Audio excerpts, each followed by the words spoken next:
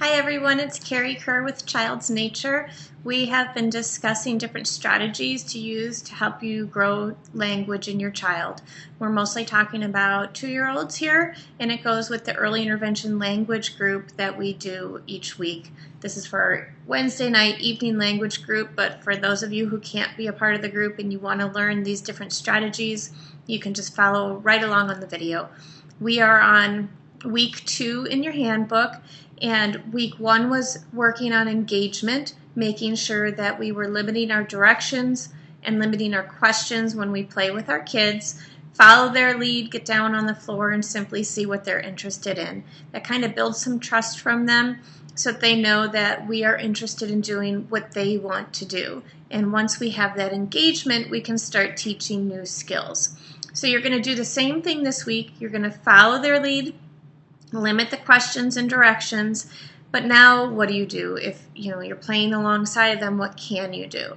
So there are a couple key things I want to teach you. One of them is helping your child have a turn in talking, and so or in playing, or some kind of communication exchange. And so what happens as parents when we're playing with our children, we bombard them a lot. Last week we worked on not bombarding them with questions and directions, but this week I want you to work on making sure they have a turn in that communication exchange.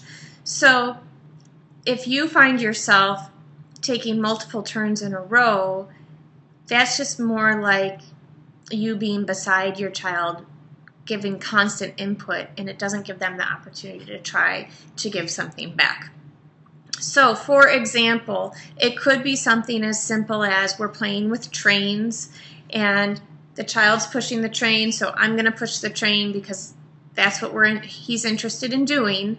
And maybe I'm pushing my train around and saying choo choo. And then maybe if my tendency would be to say it again and kind of go by choo choo and just do, or maybe add more information to it.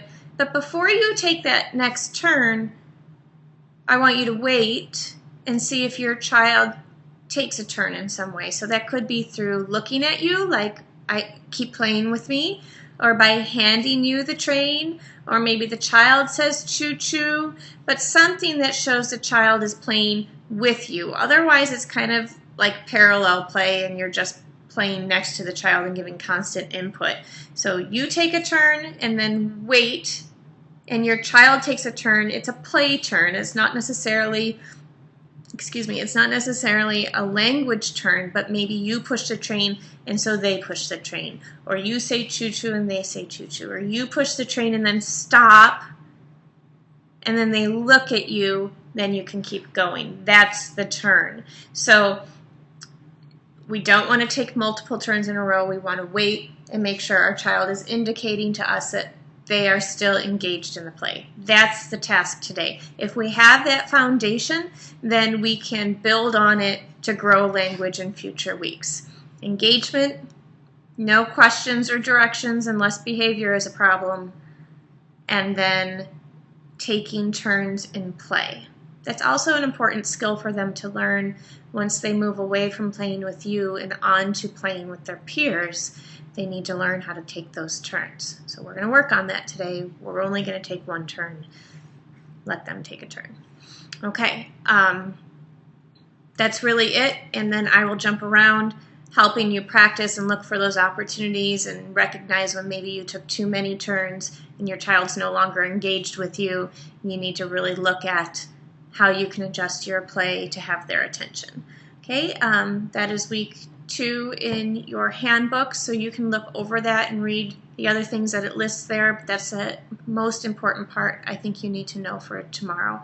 So I will see you Wednesday evening. Thanks, everyone.